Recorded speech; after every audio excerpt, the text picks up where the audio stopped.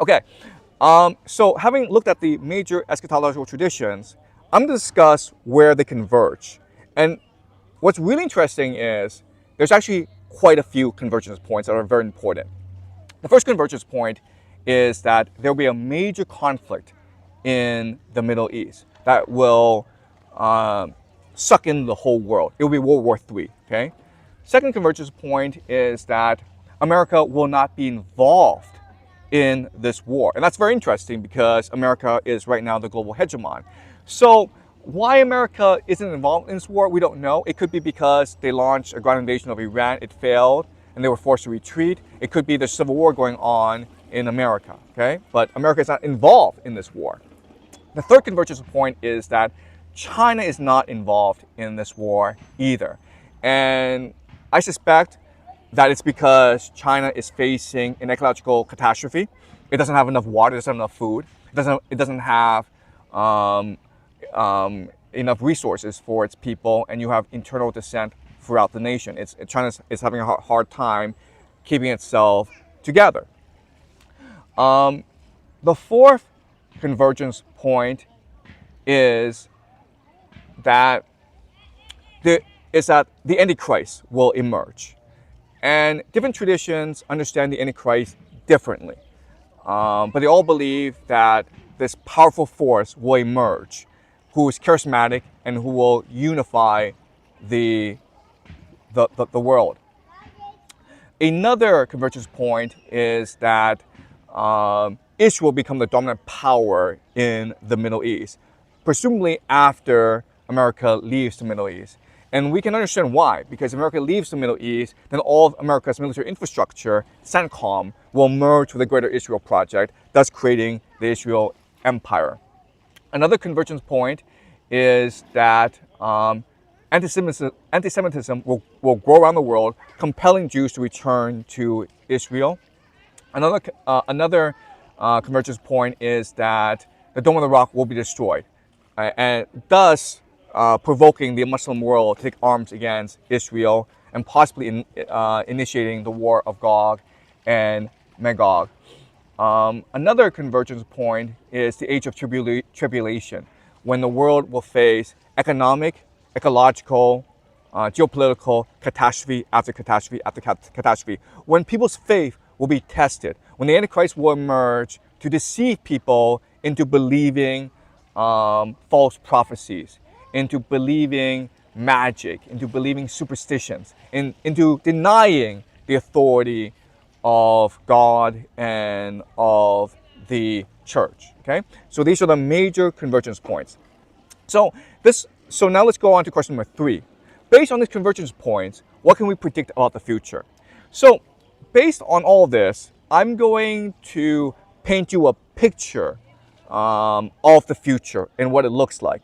And some of these will not work out, some of these will work out. But it's an interesting framework for us to think about how geopolitics might develop over the next 10 to 20 years.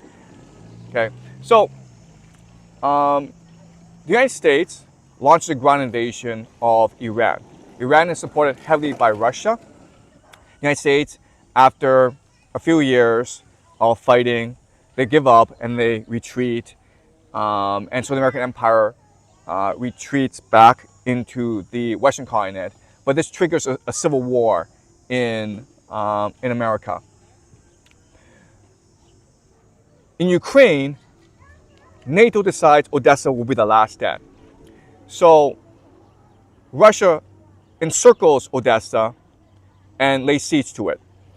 All of NATO is brought in to defend Odessa. This is the very last stand.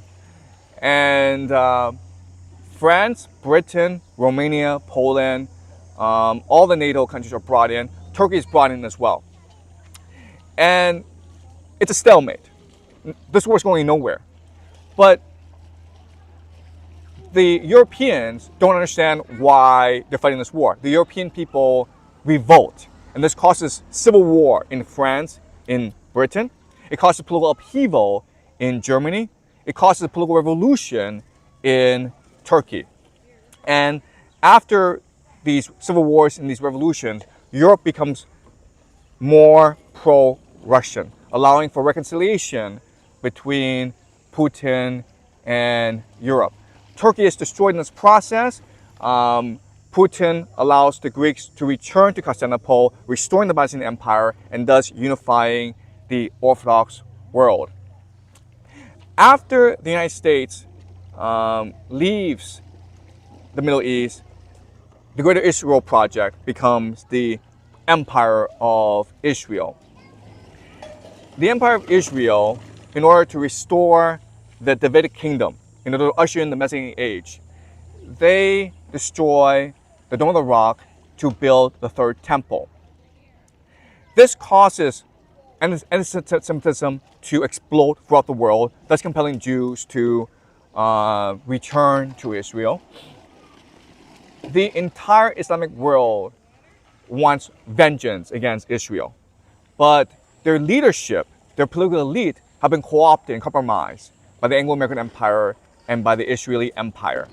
And so this forces revolutions and civil conflict around the Islamic world. And now people are begging for the Mahdi to return. The Mahdi is their world unifier.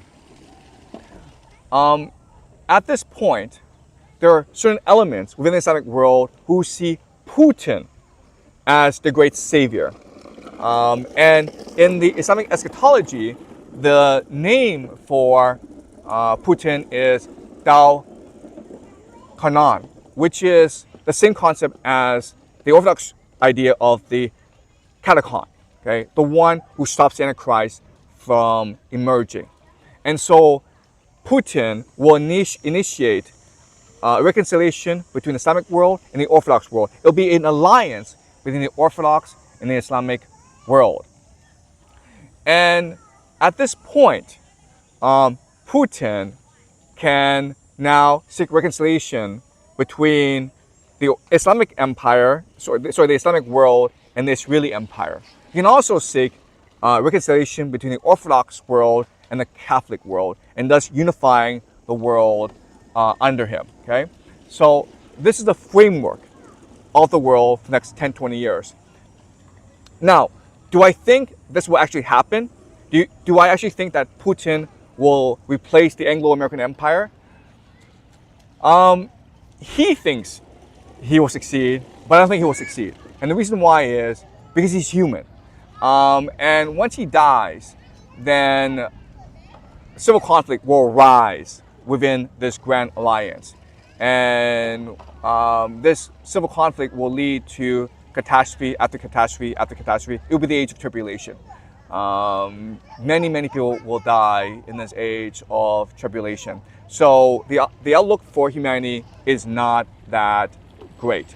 And this is no different from what happened in about 650, 600 Common Era, when Muhammad was this great charismatic figure who was supposed to unite the entire world, and he would have if he lived another 10 years. Unfortunately, he died, and this created civil conflict within the Muslim world.